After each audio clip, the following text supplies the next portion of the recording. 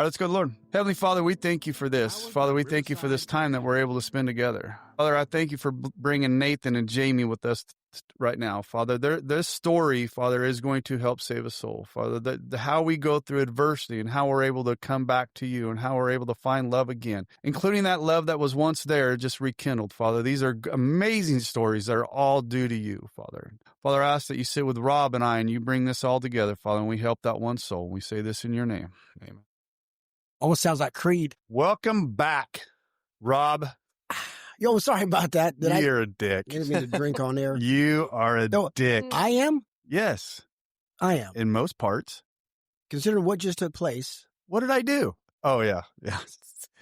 Yes, I know. I'm King Dick today. Forgetful What? Freddy. Yeah, so anyways, we got Nathan back. Nathan, I'm so happy you're back, man. I don't suppose you know which episode was his. Yes, I do. It is number 38. So go back 38. Yeah, if you have not listened to 38, where Nathan comes in and tells his story, it's from Vegas to, I don't remember the exact name of it, but I looked it up as we were waiting.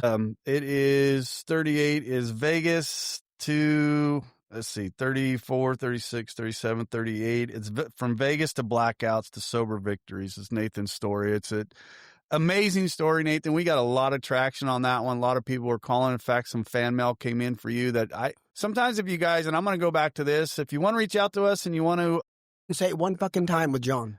You motherfucker, you're co-host on this too, you prick. You know that, right? You remember? You threw me off with all this bullshit. You remember? Recovery Unfiltered Podcast at gmail.com. Yeah, if you want to reach out and to it's Recovery Unfiltered Podcast at gmail.com. Nathan had some fan mail come in through Buzzsprout and I wasn't able to return it, right? And sometimes I see it and I don't see it. So it's just not something we can do. Anyways, we got Nathan back to finish his story. And to finish this story, catch up on because there was some amazing stuff at the end of at the end of 38 that we talked about, and it has come true. Well, it hadn't happened yet, but he was open to if there's still feelings there, kind of, but open to it. Oh, kind of cracked me up when he said that. I was like, I was cleaning someone's house, and I was cleaning in the bathroom, and I had a laugh, and they're just by myself like. Open to it, babe? Really? I'd be open to it. What is all this? We should get married. You should get back with me. You should take me back. All this. I'd be open to it. Well, he was with the boys at that time, Jamie. So he had to. He was acting tough. I can see why. Yeah. But you see, that's why we did the cameras because if you could see his face when he was saying that, sincere. It was. Oh my gosh, it was sincere. Yeah. And that was the fun part, right? Is when we got to tell his story. I came in to know Nathan very. Nathan had like 3 or 4 years sobriety when I got to know him. But man, when he finished those steps to watch the difference of him going from pre-steps to after steps, his flame was ignited. And it was so fun to watch. And to see him on the mat with Rob, I don't get to see you as much as more because you're not on the Monday night meetings. But man, I get to see you through Rob and watching everything you're doing. And it's fucking incredible. So Nathan, catch us up. All right. So shortly after, what was that, about 4, maybe 5, 6 months after doing the steps, Jamie had this really big wine cabinet that she wanted me to put together. There was over 100 pieces of this thing probably. And normally I would have been like, just send this shit back. I'm not doing it. But I got to spend time over at their house and with her and my kids, and I spent hours on that thing, which usually I would get super frustrated. Right. But I just had so much peace and serenity and calmness that I was able to do that. It took maybe 4 or 5 hours one day and a few hours the next. So I ended up sleeping over on the couch and finally got it done the next day. And then the next weekend or the weekend after that, we ended up going to Monterey and Santa Cruz. So, and if you go back and listen to episode 38, you'll hear about the first, well, not the first, but, a very nice, not a very good trip to Santa Cruz and San Juan and the Radiator and all that stuff. So go back and listen to that episode. Yeah. That was the thing. I know she was probably hesitant to go on this trip too. Were you? Because I knew we had a more reliable car this time, so it's okay. Yeah, it wasn't just the car though. It was also his changing. I don't know. It hit me all of a sudden, not just that weekend, but talking to him the weekend he was over putting that shelf together for me. I noticed before we had been having long conversations and he was just a totally different person. Such as? Just more calm, talking about a lot about acceptance and, just, well, there's nothing we can do about it. And this is stuff I used to tell him. That's what was so funny. Like stuff I used to say to him and now he's saying it to me and I'm like, Who the hell is this? But it was great though. It was really good. It was nice. And it made me think that maybe because all the times before, years before, we had tried to work it out and get back together. His things and his personality that he does when we're in a relationship, because I love who he is now, and that's what I kept thinking. No, I don't want to mess him up by us trying to work things out because that messes it up. Right now, I don't want the girls to know the him that he is when we're in a relationship. Because it was always bad before. It was, right. And it would mess him up, and I could tell, and I just didn't want that kind of change to happen. And so I was really hesitant, and I had been praying about it for a long time. It was always in the back of my mind, it'd be nice if we could be a family again. But then I would think back, no, all the times before it didn't work out. And then he turns like this and, jealousy and anger and control things. And I can never go back to that. But it didn't go back to that this time. And I'm still amazed. And I'm still always like, something clicked with him and he has really changed. He really does have a lot more patience than I do. Spiritual awakening, absolutely. Praying more, talking more about prayer and going to God with things. And yeah, just like he says, overwhelming peace. I can tell it's in him now. I can totally see it. And so, knock on wood, it's actually, everything's been going really good. He's doing very good with jiu-jitsu. Miley's in it now. That's their oldest daughter. Yeah, she's 14. She's awesome. Yeah, she's very good. She's got her dad's aggressiveness. Yes. And she uses it in a good way, so that's good. And yeah, it's exciting. We're getting ready to go to her and Nathan have a competition on November 22nd. Where's that at? Stockton. You're talking about the arena, right? With the white one? Stockton, the Civic Arena. Yeah. My dream? I think I've said this before. It was there. It was in that. My original vision for this whole podcast was inside that arena. Wow. Yeah. Wow. Yeah. It's watching you guys and hearing you guys talk about it. It's like, that's where it was at. You know how the stands kind of go up. And yeah. It wasn't just me. It was me sitting with three other people. And I still this day don't know who the other three people were. And we were literally sitting down in the middle of that in a round circle, just like this, talking about recoveries and families coming back together. Wow. That's pretty incredible. Yeah. Yeah. So Nathan, I wanted to ask you, we talked a little bit about this and I'm going to have some blunt questions, but what did you fight for those first few years of not going through the steps and what changed to get you to actually say, I am getting these steps and my life's going to change? Well, we kind of went over that the last time I was on. Okay. And one of the reasons why I didn't do the steps right away, I'm rebellious. I want to do things my way. Right. Not the way that we hear that a lot. Not the way that it's told to do or suggested, right? I'd seen a couple different guys who had long-term sobriety and never did the steps. So why not me? Right. Yeah. I mean, Sean that was on here has never been in AA and got 10 years sobriety. But yeah, and then I went through that time period where it was like another jumping off point. Emotional. In sobriety. Yeah, I had what I called my emotional bottom and showed up to that Escalon meeting just broken, crying like it was my first meeting ever. And then I seen Rob at the Hula's hamburger stand afterwards, talked with him a little bit. And then on the way home, I called Rob and asked him to get me through the steps. And like Rob says a lot, pain is a big motivator. Right. And so I was at that point where I didn't know how to live with or without alcohol again. I knew that drinking wasn't the answer. So, it was just kind of the last thing that I finally surrendered. Was there anything that led you to that? Was there anything going on in your life at that period of time? Or do you just think it was just starting, the bolt was just starting to tighten a little bit more? Well, for a while, my living situation had been different, right? So when I first got sober, I was at my mom's house and then... Right. And then I moved into... Your friend's house. My buddy Joey's mom's house, where he committed suicide and went through that time period. And then what was that smile about? Because I said that word a lot in the last podcast, and I was like, oh, there I go again. That time period. Time period. Yeah. He noticed that he said that a lot. I didn't notice it. It's funny. Yeah, but our life is seasons. I mean, I say season. That was a chapter or season of our life, and that's what same thing that you're talking about. It's just a time period. Yeah. I mean, we all have them. Right. And so I went from a lot of different living situations, you know, with a girlfriend, back with my mom, with roommates. You know, I had like 3 roommates in this one house, and I was there for a couple of years. And then eventually I get into a house out in the country on River Road, and I was there almost 2 years, By yourself? all by myself, Okay. which was really nice for a while. Yeah. But eventually I was in a very, very deep depression. Lonely? I was lonely. My kids have grown up a lot, so they don't come over as much. And I was just full of self-pity. Just poor me all the time, you know. The only thing I really did do is go to meetings. Well, you had the Friday night, your commitment that really kept you, because sometimes that's the only mean you would hit. Yeah, for maybe a month or 2 months, that was the only meeting I went to. But before that, I was going to meeting every damn day. Like how some people say they hide in meetings. I've heard that. So I definitely was doing that for a while. Meetings was my life. That was the only thing I had going for me in my life. But it kept you sober. I mean, well, maybe not. I mean, Well, physically sober, yeah. right. That's what I mean. Yeah, I mean, it kept you out of the bottle. Yeah. And it really did a lot of good. I had a really good understanding of the steps without doing them. Right. I gathered a lot of what everyone said, just rubbed off on me.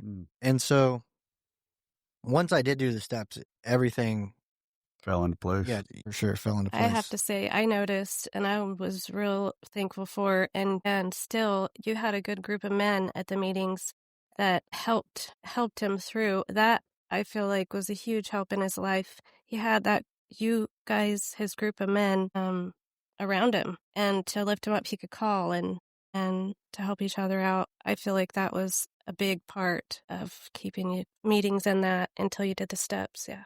How long were you sober? And I know you've talked about this before, but I just want to remind everybody, how long were you sober before you did the steps? Almost 6 years. Yeah.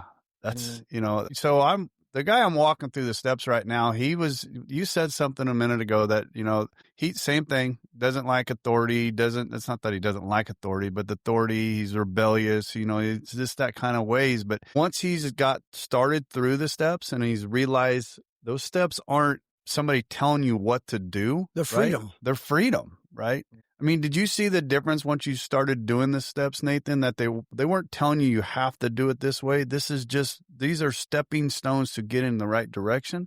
Or did you still feel like you were being told what to do? Well, and I shared this last podcast also, but when I sat down with Rob and Rob said to me, there's nowhere else in this moment that I'd rather be than right here with you doing this. The bottom page 552. Right. And he was sincere about it. I can see it in his eyes. I can see he was getting emotional. I could see his eyes like kind of watering up when he said it. And that meant a lot to me. Right. Because, other sponsors, it felt like I was like, they had to make time for me. Rob drops everything he's doing for every sponsor he has. Yeah, he does. I mean, he's taken so many guys through the steps, and he does a good job at it. And that's why I never had him asked him to do it with me, because I knew he would get me through them, and I didn't want to get through them. I'm going to stay as far away from that motherfucker as possible. Exactly. That's funny. Well, that's one of the greatest compliments I've ever received, too. You know what? It's a true fact. I mean, and I said this to you when I said, I think it was when Bonnie and Katie were in here, and I told you, when we kind of had our intervention with you that you need to fucking stop a little bit. Rob's looked at as, and I said it on the podcast, to me is the only way to say it. He's looked at as a celebrity when it comes to getting people through the steps, because he does it in such a way that if you do it the way he does it, you're going to stay sober. Right. Wow. You're going to, and you're going to get that peace and that serenity. I know when I walked through my steps with him, I got it. Right. I had a little bit of it before I started, but once I got through the steps, it just dwelled all over me. I had nothing left inside of me that I had no more to give out, because I dumped everything out. And I think that's where, what you said is like, I was stayed away from him because I didn't know any better. Right. I didn't. You'd been around him enough to where you saw that motherfucker is going to make me happy. That scares me. Well, he wasn't ready. Right. Right. So, Jamie, watching Nathan through those 6 years, what was that like for you? to watch that? Well, it was good because I remember way back in the beginning when he very first left. I noticed a difference in him when he first got sober, and I was watching to see, is he really going to stick with it this time, go more than 6 months? And he did. But I have to say nothing really changed besides that he wasn't drinking and there wasn't that big, wrecking ball. Right. But he was only sober. It was only in the last year that it's like, whoa. Sobriety. No, just God's making a new man. Right. More than, Right. God, that's the only thing I can say. God has made him, he has changed him into a whole new man, 100%.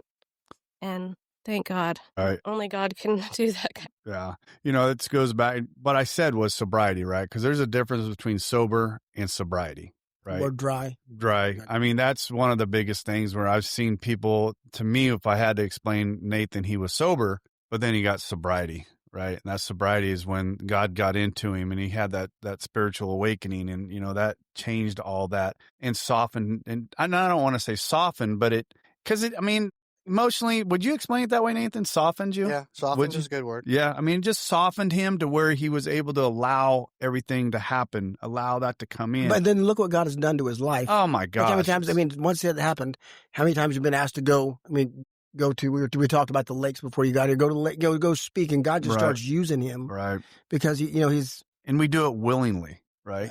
So Nathan, what are you working on right now? As far besides your jiu-jitsu, are you doing service anywhere right now? Well, at home. Yeah. Are you still putting that wine cabinet together? So my kids just finally got done with the sports that they have been in, and the flag football. Shelby, my youngest, and then Miley has been in cheerleading. She was doing cheerleading and jiu-jitsu at the same time. And so, I go to work, get off work, try to get a little quick nap in. Then I get to take the girls to practice and pick them up from practice and go to jiu-jitsu myself. Yeah, and it's funny because Jamie had told me one night, I was like not wanting to get him. I took him everywhere for all of these years. It's your turn. You're doing it. Bam! And I'm just like, okay. Yes, ma'am. Like, yeah, you're absolutely right. I have a lot of catching up to do. And you have, and I was just telling my brother a few nights ago, I don't even know how I did it without him. Like, I told him when we first got together too, I said, I'm kidding, I love you, I want to get back together, but I need you. I need you. The girls are running all over me. They ain't afraid of me. I'm having a heck of a time. I need you. We all need you, the girls and I. So, and he has really stepped up to plate, definitely making up for all that, going through it by myself all those years. We got this. Say that again. Right. It's all worth it. It's all worth it. Right. All of that hard going. And I do remember right before he went through the steps, he was in a pretty bad place of depression. That worried me at that time, and I was praying hard for him. But I think that was what you said, kind of, it softened his heart maybe, but it made him more ready to, okay, God, I'm going to. Right. I'm ready for what you got. Yeah. Whatever it is, because it's better than this. Yes. Right. Yeah. Let's go to the next step. And I want to touch on that because there was a gentleman that shared something in the meetings the other day, the last Sunday meeting, John's meeting. He's got a sponsor, but hasn't got through the steps yet, but he wasn't feeling it, wasn't all the things that people are getting. Right. And if you are in the rooms and you're not feeling it, it's not because of something you're doing, it's because of what you're not doing. Yes. Ask yourself, what am I not doing? Right. What are these people doing that I'm not to get this? It's usually the steps, or it's something busy. It's, get into action somehow. So that's just. For me, it's typically a service of some kind. I mean, if I'm feeling that way, it's typically because I need to do a service of some kind somewhere, somehow. I think what you and I do on this podcast is a lot of service. I mean, I love Rob to death, but when we're done recording, I get to listen to these podcasts 4 and 5 times, right? I mean, but I'm recording them and putting them back together. And we only record every 2 weeks, right? So this afternoon or this evening, I get to sit and listen to this, and it's like sitting through 3 or 4 meetings for me because I get to re-listen to this. And I hear things from like Nathan or hear Jamie or hear John or, whoever's on the podcast. I rehear things because as we're recording this, I'm watching levels, I'm doing all this other kind of stuff. So I don't really get to hear everything like I should. And it's fun. I love it. So this is my service, and I put a lot of time into it. But if I'm not feeling that, if I'm feeling it's normally because I'm not doing something in service, and that's what we're not doing. Right.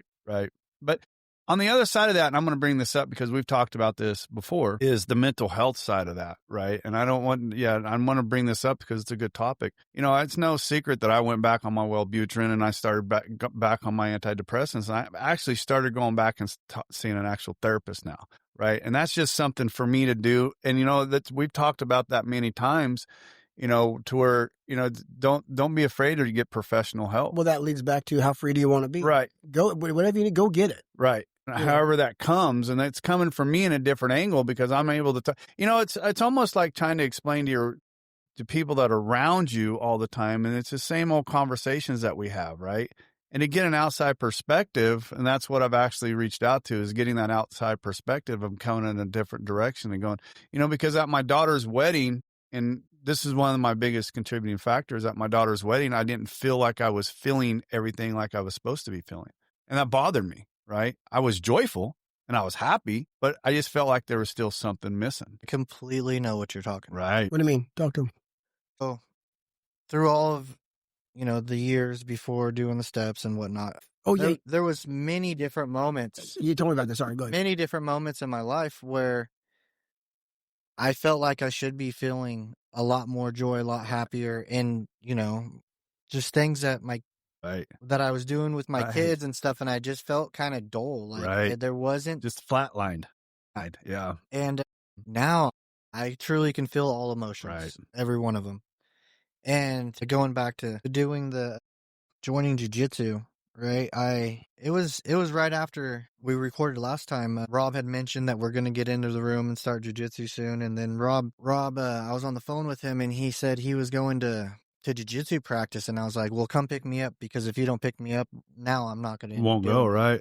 And so we started on our jiu-jitsu journey, and that has been absolutely amazing. And I finally got into something, like, you know, people have hobbies and different stuff, right? And in all of these years, once I started drinking heavily, everything that I loved and had true joy in doing, I didn't do any of those anymore. And so to find something that you enjoy, you know, other than meetings, other than your family, something that you truly love doing. Get those endorphins. And, you know, for me and Rob, it's, you know, being on the mat, man, I feel almost better when I leave jiu-jitsu practice than leave. Sore, but it says in Bonnie, I've shared on the podcast a couple times. My wife had said the same thing when I first came home, and after I dropped Nathan off, I'll call her. You know, I just dropped off Nathan. Okay, I'll get the bath ready with the Epsom salt, you know, for the old ass, the old bones. But I'd come in and she says, listen, I don't want you to stop this, because she was the look on your face is the same look you have when you get done working. You come home with the steps and you're on fire. You're just beaming.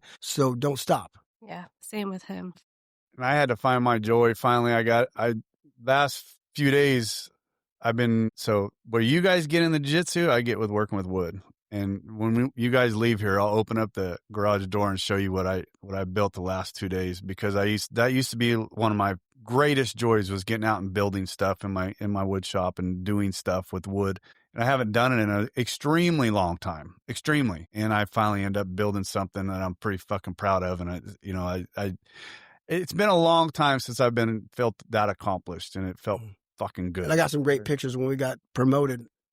I'll tell you, my Bonnie, we got home and she was happy but kind of pissed. Right. And she was telling me a story. She goes, when Nathan was up getting his belt, Miley was in the back, and she says, and his daughter was almost in tears, just proud. She was in some motherfucker kept stepping in front of her, so I couldn't get her. I was so fucking mad. But to watch him with her and watch that bond. I mean, I have a daughter. That again, those are the promises of Alcoholics Anonymous. Those are the promises of the program. Those are the hands of God in our lives. It's not just sobriety. Yeah, brought them closer. Oh, yeah. For sure. And she's good. I mean, and that's one of the things, like I said, why I couldn't wait to get Nathan and you back on and you on here, because that's what this podcast is for, right? Is the families. Well, as Katie always says, bring Jason back on, because it wasn't finished. Right. And Nathan, right. And let it get the finish, right? And we need to bring Brandon back on. Brandon, yes. There's so much that happens when those promises start hitting, right? And you see the joy coming back in another man's, you know,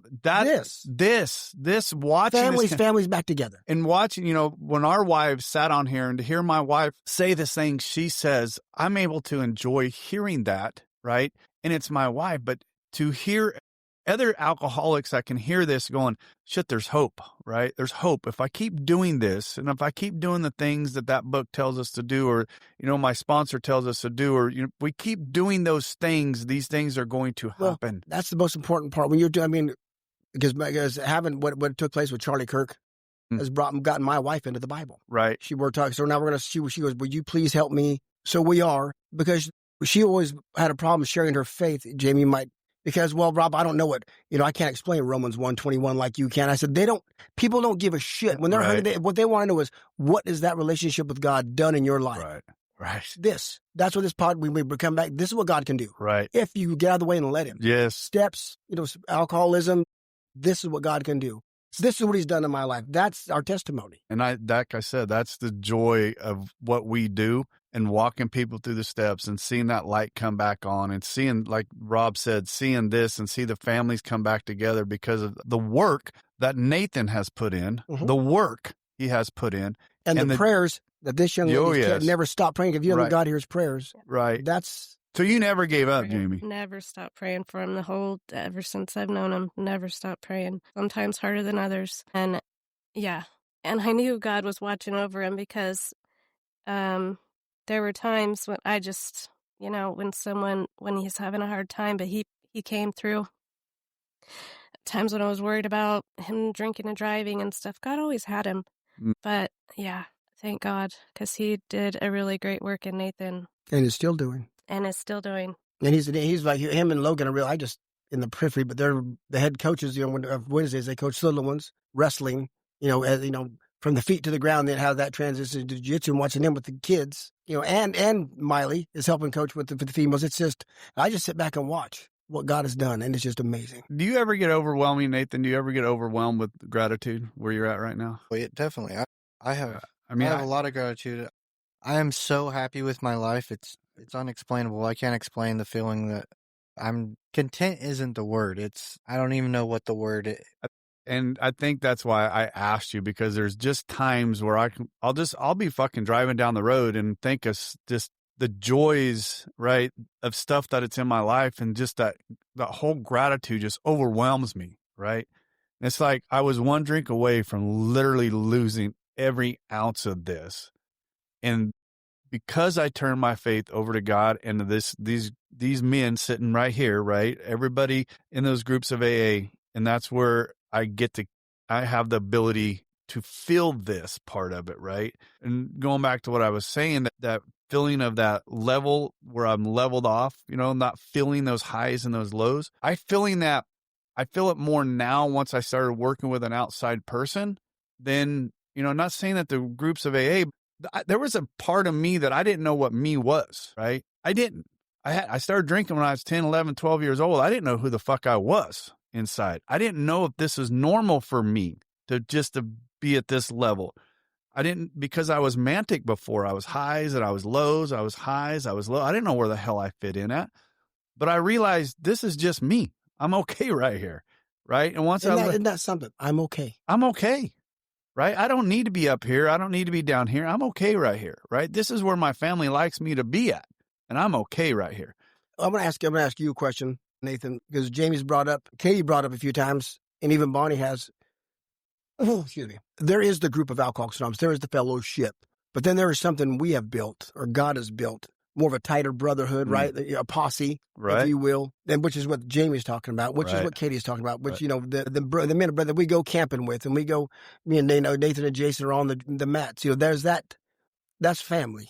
What is the difference? I mean, how does that change? Not just the fellowship, which is always there, but that tighter knit brotherhood of accountability. I mean, for me, I've never had a brother. I always had a sister, an older sister, and I used to beg God. And I was molested by females, so I was always closer to men anyway. I didn't trust you. I got what I wanted from females, and then I kept you at arm's length. So I was always close. I always wanted that. And it took me doing what I did, and finally getting this. I love this. What we got on Monday nights, and that's everything. Everything I've ever asked God for, that's it. I get out of this what I never got from my dad and my brother and my grandpa, right? That's what I get. And I can tell you that I don't need to hear. I always wanted people to say, I'm proud of you, right? I needed that. And I worked my ass off for that, right? I would do everything I could to hear somebody say, I'm proud of you. And I got that from inside these rooms of AA, right? And because of that, I got it from my wife and I got it from my kids, right? Where I should be looking for it, not from outside people outside of my family, right? That's where, and being in this group right here, when you hear people say this, is I didn't have friends until I got into the rooms of AA, right? And that is a true fact, right? We had a lot of close friends that we ran around with, and we said that we would do things, but not like this, man. No, Not like this rooms, right? You know, how many people could you call? I know. I mean, at any given time, no matter where I'm at, I need you. Right. And they'll be there. Right. No matter, I don't care if I'm across the state, I need you. Right. Nathan, do you ever get to outside meetings? Well, I used to go to some sometimes. Escalon is about as outside a meeting as I go to, and it's half the people there from Oakdale. Right. But honestly, lately I have been so involved in the kids and family and jiu-jitsu and Right. all of that. I mean, I train 5 days a week. Good for you. And me and Rob got promoted in less than 6 months. That's pretty to good. blue belt. So definitely a fast track. The wrestling helped, or Yeah. our background For in sure. wrestling. Oh, definitely. So I haven't been making it to as many meetings. I think I went, John knows, probably a couple months. In between meetings, I, just get so involved with life. My sponsor here had told me one time, we didn't get sober just to go to meetings. Like Right. we got sober to have our family be able to go Well, to, that's why the book tells us. go to God- practices. yes, Right. God got us sober, not just to go to meetings, but to live life Right. and take the gifts that He's given us, the So life that He's given us, out to people who need it. Not sober or not, drunk or not, they need Him. So yeah, service work has went on the mats. The coach, like Rob was saying, now my daughter's in there, and my daughter being in there is like the greatest experience ever. Like the biggest bond that we have now. Our bond was already great, but it has grown so much. That's awesome. Which is like, the reason I went in the mats because my dream was, with Logan, before he got done with high school, because Barney didn't go with us on the long trips. Right. It was just he and I. And I was telling him, hey, when we go to Reno, one of these days, we'll do a wrestling tournament together. I'll get in shape. So I was on the mat with him, but then cancer came and Right. that blew that. So I thought, then jiu-jitsu came and the new hip came and so now I'm on the mats with him and he's in my corner. That's why I did it. Bond. Just to get back with him. Yeah, the bond is there. You said something, and I want to make sure, Nathan, you brought it up too, that don't let the A, go out, but don't forget where the sobriety happened at. I want to be very careful how we say that. Don't let the life that AA provides get in the way of your AA life, which he hasn't. No. That's one. Two, God, and I'll say, I can't say this any louder. God did not fucking get you sober to live in a room of AA. Go there, get strength, and give back, absolutely. But the book tells us a greater demonstration of these principles lies before us, this is top of page 24, or top of page 19, lies before us in our respective homes, occupations, and affairs. These principles are supposed to shine in our house first, with our wives, with our children, then your job, and then life. It's like Jay used to tell us, you may be the only big book that people read Yes. out there. But does that give me permission to stay away from AA because my family's right here? No. Okay. That's the point I'm trying to get to. Yeah, and it's kind of funny you're bringing that up because I was just about to get to that spot where I came to a realization like I need to go to a meeting. I felt a little bit frustrated, Yep. a little shorter with her, with the kids, and I was like, okay, I need to go to a meeting. So I went to John's Sunday meeting, and what did he pick as the topic? Don't let the life that AA provides. No, it was alcoholism, not alcoholism. Yeah. Was it? But then when he shared, he went on to say that makes him think of, don't let the life AA gave you get in the way of your AA life. And I'm like looking at him like, you motherfucker. Like you picked that, you said that, picked that. Did you know gift I for was me. coming? That's so funny. But God speaks through other people. Yes, 1,000%. And I was like, okay, I get it, and so I've showed up to couple Sundays. I've been there, which I needed to. I've gone to a few Sundays. Yeah, a few Sundays after that, and then I was thinking, and I was sitting in one of the meetings, kind of talking to myself about why I shouldn't be there. That just those negative thoughts that creep up sometimes. And I was like, well, I don't have time to chair a meeting anymore, so I can't give service that way. I'm not a good sponsor, so I can't give service that way. You go to a meeting and you just talk in a meeting, that's service. Oh, yeah. Right. I leave that meeting, I go home. I'll home for 45 minutes to an hour. And Doug texted me and asked me to, and Doug wasn't at the meeting I was just at. And yeah, he asked me to share in Escalon. And so, I got to go tell my story in Escalon Right. again, which it had been about a year since I've shared there. And then that same day that Doug asked me, you text me like 20 minutes after that to come back on the podcast. And I'm like, okay, God, like I get it. And, and then this last Sunday I went to the birthday meeting.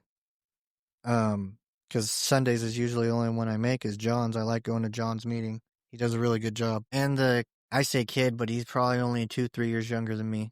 But he asked me, the one that was sitting next to me, he asked me to be a sponsor. And this was a few days ago, he asked me to be a sponsor. And I'm like, okay, like, he's like, would you like to meet him? I said, definitely, absolutely. Like, and I'm going to set up to go meet with him and get him started in steps and take him through them. Why did you say that you're not a good sponsor? A just curious question. Well, there have been a few sponsees that I've had that really it didn't have anything to do with me, but like blaming myself for a lot. Right. I can forgive other people and not blame other people, but I take a lot of too much accountability. Right. And sometimes with myself, I'm real hard on myself. And they would call, a couple times. I'd try to set up to meet with them to do the steps. They'd never show up. And so I just like, Fuck it. yeah. Yeah. If you're not gonna Right. want this, I can't make you want this. I'm not gonna chase you. I think that's where I was getting to, because I would always say the same thing. I'm not a good sponsor. I'm not a good sponsor. And I ain't going to sponsor again. I ain't going to sponsor it again until God hits me over the head. Well, the last 2 guys I've done well, and I've gotten more out of being a sponsor than I probably in any share I've ever done. I got more out of walking these guys through the steps than, because it's almost like I'm walking back through them myself again. Every time. And I'm finishing up another guy right now, and it brings me joy to do it. So to say that we're not good sponsors, I used to tell myself that all the time, but it was because I wasn't willing to do it. The minute I became willing to do it, I enjoyed doing it. You would think I'd be more put together, but you think I'd be more put together because as many minutes I've taken through the steps. This tells you how much help I need. Right. That to me is like the ultimate service. I love it. That's And you know what, Rob? And I'm glad you say that, because I am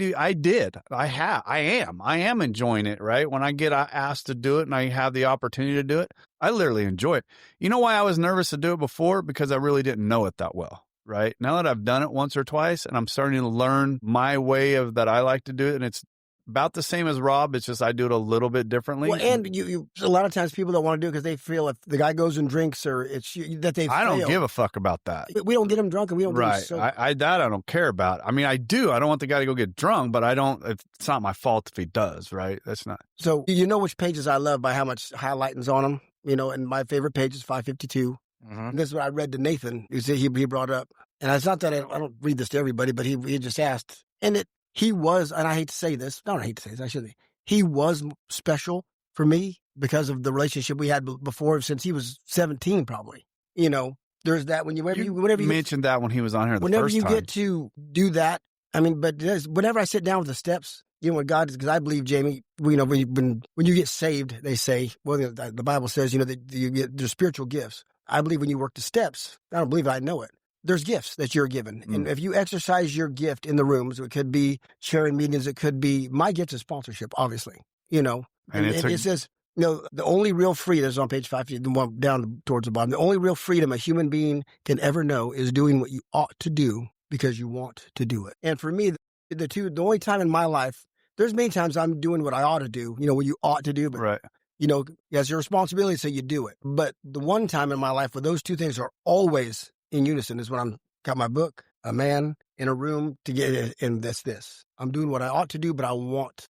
But then with Nathan, it was a little more special. I'm not gonna lie, to do that, and I wanted it. That's just, I want to be there. That kind of goes along with feeling true joy whenever your will and God's will aligns. Right. And I think that for me, that's Right. exactly what that is. Right. It's a good point. No, there is just nothing better than that. What you said right there, Nathan. That is by far when everything's clicking like that, and you're walking with God and you're going right with that.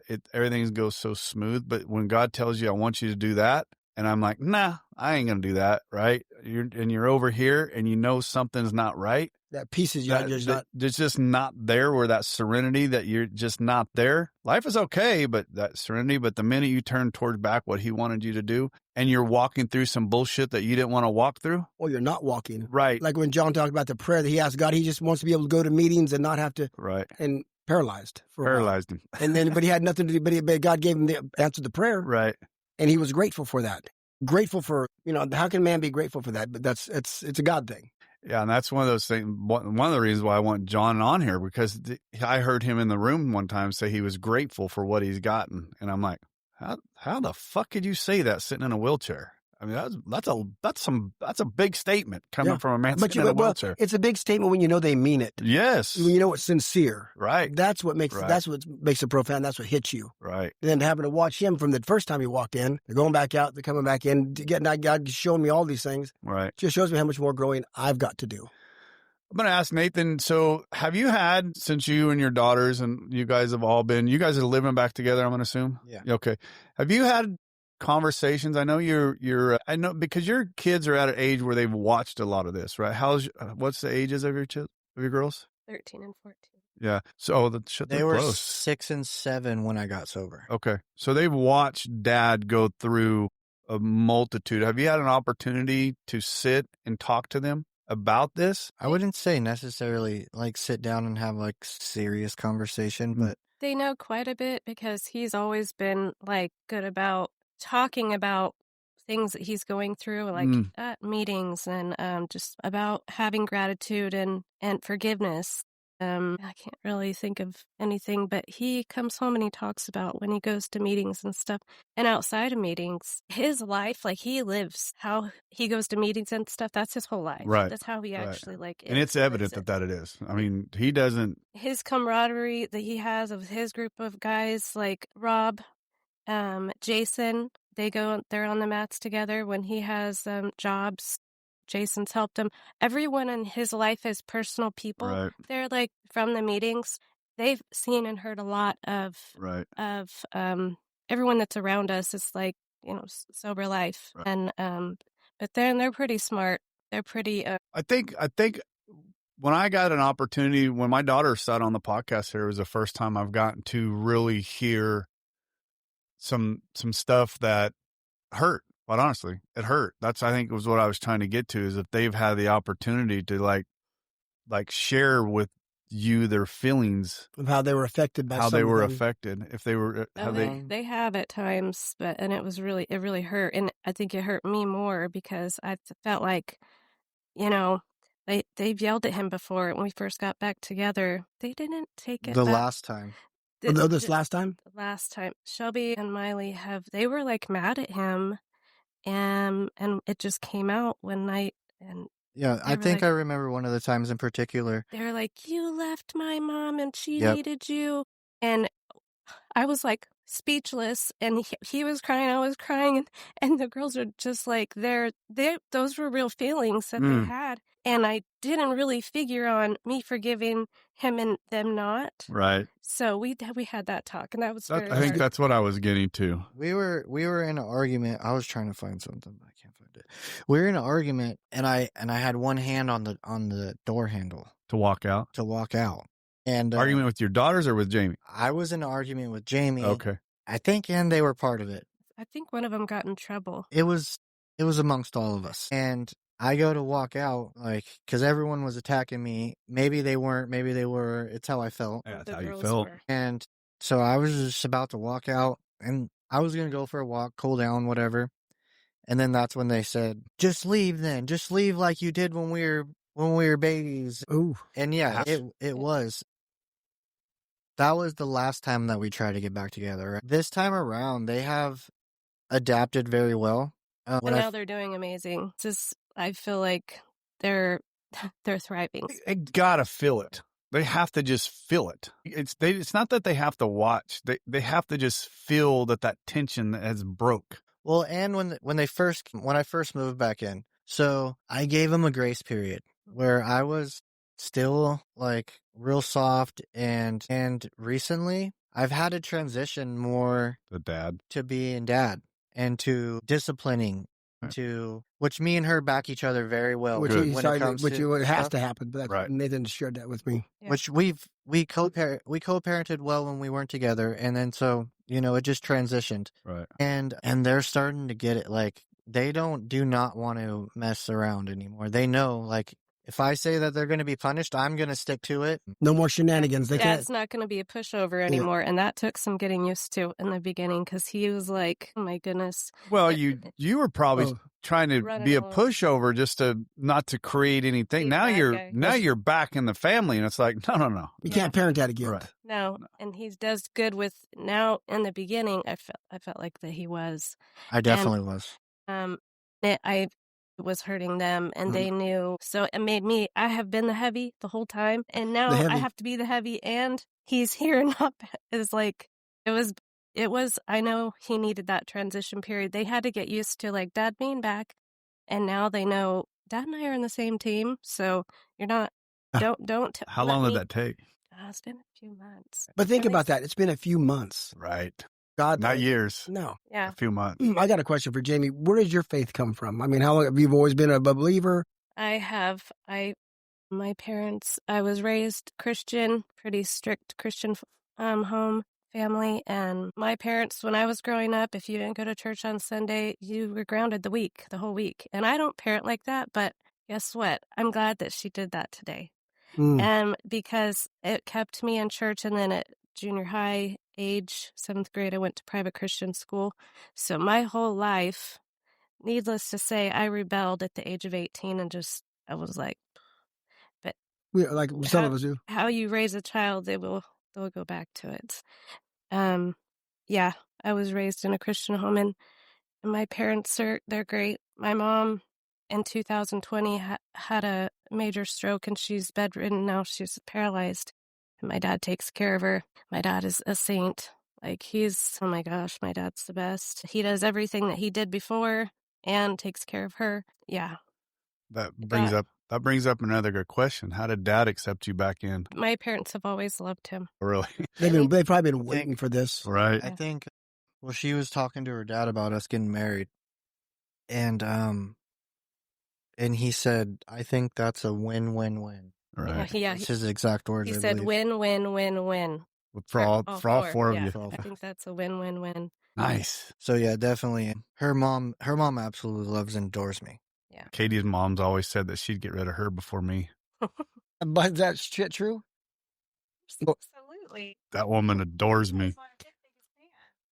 Give me 5 minutes. When you're a parent, like I haven't had to go through it yet because my kids aren't old enough. But I mean, when you can tell someone is good for good for your daughter and can see the change, like Right. I've noticed so much change in her as well. Through these years, she has changed a lot. How so? Well, we rub off on us people that go through AA, go through the steps. We rub off on Yes, on, we do. on us, Yes, we do. on She's the sitting ones right over around there. us. Us talking about being in acceptance and being in Right. gratitude and not in self-pity and all the things that we talk about. They start thinking and start living that same Absolutely. way. And I think that was huge. I mean, me and her get along better now than we ever did. Than when we first got together. Right. Like I feel like I love her more and more every day. And it's amazing. He's very, very good to me. That my parents and anyone in my life, the people I work for and stuff, they can all see the change. I feel more relaxed now. I don't feel like I have such a burden on me. Some has been lifted off and pretty much like, he came in and just took a big load off me. And he's very good to me. He always says, "You're spoiled." And I say, "No, it's love." It's love. We stopped being selfish. To me, that's what I contributed. He and I's relationship, how it's grown, is before, and I've said this all along, for the first 32 years we were married, because I got sober 31 or 32 years into our marriage, 31. I mean, I loved her. Don't get me wrong. There was some deep love there. But until I stopped being a selfish prick, and I didn't learn how to love another person as deeply as I love now, Mhm. right? And No, that's I know what not, you mean. and it's just, I love myself more than anybody first. Oh, I did. I did. I know. And I mean, and I didn't. It is what it is. I didn't have time to love other people because I love I just wanted me. Now I put me so far on the back burner, except for my mental health and, making sure that stays right. I just want to give everything to her and to my kids and to everybody else around me. I don't getting rid of that self just makes you love so much deeper. Yeah. I feel like a lot of us are narcissists. Oh yeah. No, for sure. Completely. Like, what am I going to get out of it? Yep. It's all, me. Motives. I think, I don't remember where I heard it at, but somebody said, check your motives almost every decision you make. I literally, if I want to go do this, Why? Why do I want to do that? And I got to check those motives, or I want to do this for that person, right? I want to do this for that person. Well, what's my motive for doing that? Is it for me? Is it to make me feel better, or is it to really, truly to help that person? Because sometimes I do things to make me feel better, and it's okay. And you're right, Rob. It is, because every once in a while I need to do something for myself. Right? That's okay. Sometimes I got to rub out the poison, and it's okay. Robert. I'm going to start calling you Brad. Yeah, I knew you'd get that reference. Damn it. But it goes back to that thing, and that's what you're feeling probably, is that he's just giving everything of himself, and he's not holding back, what he should have been giving to you all along, because he's in the same way for Katie. I think Katie feels it. And in return, I'm feeling from her what I've never felt before, right? Because I wasn't giving her all of me. Right. I'm getting back from her stuff that I wanted forever, but it's only until I had to give it over back. My wife didn't have everything to give. My wife couldn't give me all of her because she was mom, right? Dad. Sometimes I just come home and drink. So she didn't have enough. Right. And then until when I took my role as I should have, took the burden off of her, then the family blossomed. Right. But it's all about God has roles for us to play. And when we do it His way, by God, look what happens. Right. And through all of that behavior, like a lot of resentment forms, right? And it was a few months ago. I remember right when it happened, I told Rob, we were laying in bed one night and she was like, "Are you asleep?" Well, I ain't now. I'm not now. And she's like, "Oh, never mind." And I'm like, "You can't do that." I'm like, "Are you freaking kidding me?" Like, what? And then she said, "I just wanted to let you know that I truly forgive you for every single thing you have ever done." And that I was like, I'm about to cry right now. I said that because I listened to, I can't even tell you who was on the podcast that day. I had been listening to the podcast, and I don't know, something in there made me think, I wonder if he needs to hear that I forgive him, And it just, I don't even know why I said it, but I remember his reaction made me feel like, oh my gosh, maybe I should have said that sooner, maybe. But it was just perfect because we're laying in bed at night. No, just peace and quiet. And you gave him the gift you gave him was amazing. And I didn't know that it would be that big of a deal to him. Huge. Well, and we even said, like, after that, and I had already forgiven her for anything and everything, any resentments I had towards her. But now we finally got to build from fresh. Right. And so, like, nothing in the past matters. Right. Like, all that matters is today and where we're at, and building off of that. Like, I don't live in the past anymore. I don't future trip. Right. So, that's where all that depression and anxiety is gone. Right. Because of that, because of living in the day. Right. They say the past is the depression and the future is the anxiety. Right. Yeah. And if we don't live in either one of those and we stay in the now, we're golden. So, well, Jamie, that ripped me up a little bit. I couldn't even imagine, Nathan, how that had to. Did you actually feel a block of come off your heart right Oh, then? definitely. Yeah. When I heard her say it, I felt it come off of me. And it's not even, I had nothing to do it, but I could just imagine laying there in that bed and you're almost asleep, and to have her say that, I'm like, wow, that had to be pretty incredible. It was really a moment where I was like, this is going to work. Yeah. Like we're going to make it. He immediately, and we're just like laying there, and like he was like just quiet for a minute. And I said, we're just going to start over right now. Yep. And he was like, oh, yeah, definitely. That's what let's start over. And I feel like from that, we both meant it. Wasn't like a planned talk, but it was like, we know. It was a plan. Trust me. It was a plan. God said now. And those are God shots to me, right? That's. And I want to point out one more thing. Even though Nathan, he's getting back to meetings and God's using him again. we would ride 2 times a week to the, I'd go pick him up, so he was always with, Right. talking to his sponsor. So it wasn't like he got away from everything, but, he's too old to be my son. Yeah. He's like a younger brother, but sharing those things with Right. me, and I get, just, No, and I know. Rob, I truly feel like you're a father figure to me. Yeah. It was, He just called you an old fucker. That's fine. I'll take it. yeah, and all the guys at jiu-jitsu call me grandpa. They should be calling Rob grandpa. Yeah. It's because of that big ass beard. You look like an old man. No, dude, but actually, I want to ask you love it. something. But what about when he finally cut the hair? Oh I my. know. How was that? Oh, I'm the one that drug him down there. So it was amazing. Yeah. When he was getting it, I felt like he was like a little bit nervous, and I was like, what if he hates it? But it That's hate good. You got way too many compliments for you to hate that. Yeah. Because, dude, when I saw you, I was like, holy fuck, who's this guy? Handsome individual. Well, Yeah. now before every competition, I get a haircut and my beard Yeah. trimmed. So it'll be Trimming it back I'll up. be trimming it again here in a Yeah. couple weeks. So what's I got- the future in life for you Yeah. two right now? What's the future? I mean, obviously you're starting back over, is there a marriage coming or, say that a little bit. Definitely, we're gonna be getting married. I'm kind of trying to rush us to. I'm ready to okay, we're back together. Let's Get go. married. Come on, let's Right. get everything in order. I feel like we're behind, but you guys just saying the future anxiety. Right. I mean, just to be Yeah. I need to slow down. slow down and not stress him out.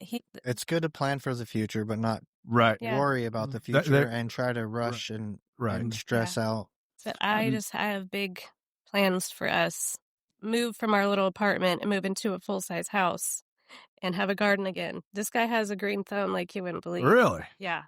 He made a garden for me, a beautiful big garden in our backyard when we lived in our house before.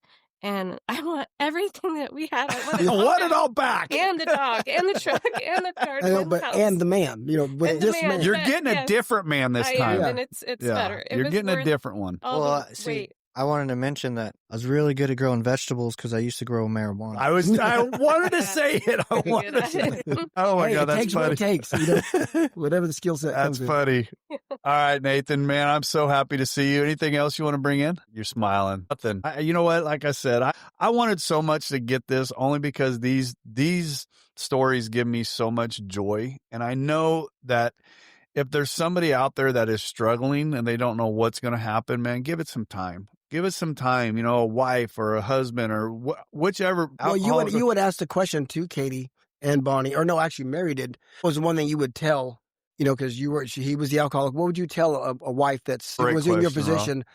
Bonnie's was just, as long as there's something doing the deal, just hold on, don't give up. Yeah. What would you tell 'em? definitely, What would you tell 'em? Hold on and keep praying. If you love someone, just keep praying for them and try to be supportive. I was supportive from a distance with him for a while, but after he worked and he put that work in, he kept talking about it all the time too. He accepted. When he finally accepted, I'm just going to be happy even if I don't get my family back. And he told me that. And something, when he said that, I was like, oh my gosh, Yeah, what I did you can't let think? somebody else have all the Same thing Bonnie says. Right? And I was like, And Hell then- no. yeah, that alone, I'm like, I can't just let somebody else. Yeah, I Right. got to try. And thank God we did, because I'm the happiest I've been in, I don't even know how many years. Let me ask you this question. Is Absolutely. he a better man now or when you guys had kids together? Which Oh, man would you rather have? Definitely no. He's very good. He's a patient dad, Right. very loving and attentive. He's 10 times better now and good to me and the kid. It's very good. He's a good man. Yeah, it's incredible, right? How we have to deny self. That This happened. We initially separated 12 years ago. wow, So 12 years to get back to this. I hope if anyone else is trying to get, their ducks in a row to get their family back, I hope it happens sooner. But you said it a minute This ago. is perfect timing right now. If I had to go through all that work and him too to get what we have now, all worth it. Oh yeah, for All the sure. hard times. Wow. That's saying something. I mean, All knowing his story, and go back and listen to Nathan's story, podcast 38, because that's saying something.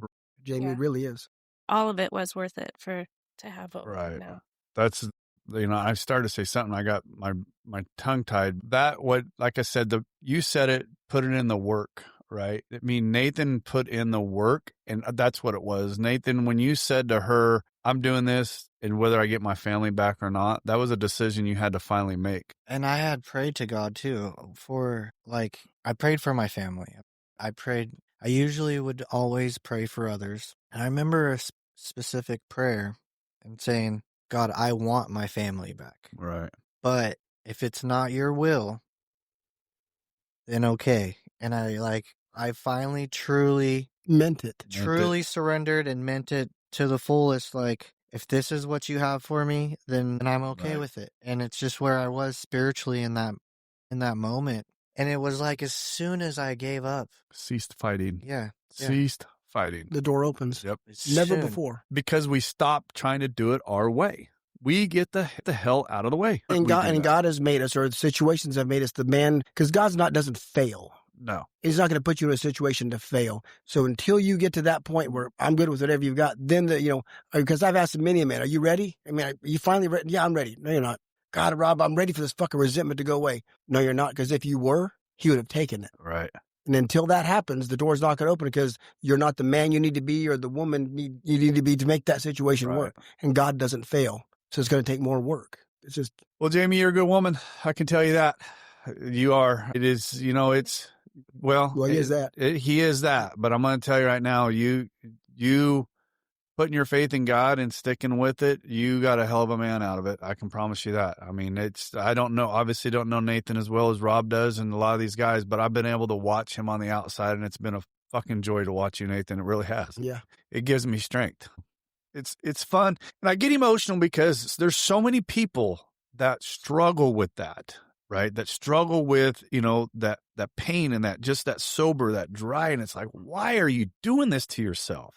Because I'm very empathetic when I watch it and I see it. And I'm like, why are you doing that? Stop.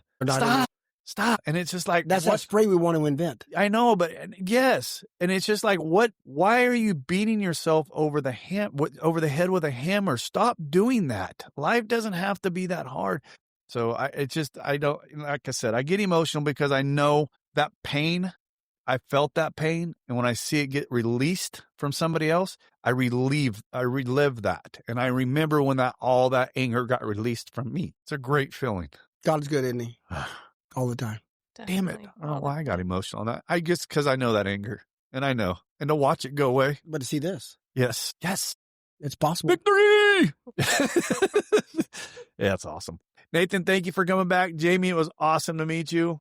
Let us know. I love to keep our listeners updated. I like I said, go back and listen to Nathan's, the episode 38. Recovery Unfiltered Podcast at gmail.com. And to hear that journey, I mean, we've had so many great journeys. Mine with my wife and my daughters, right? Jason and brought Kim back. Mikey and brought his Kim back. When you brought Brad Grace. Jason A.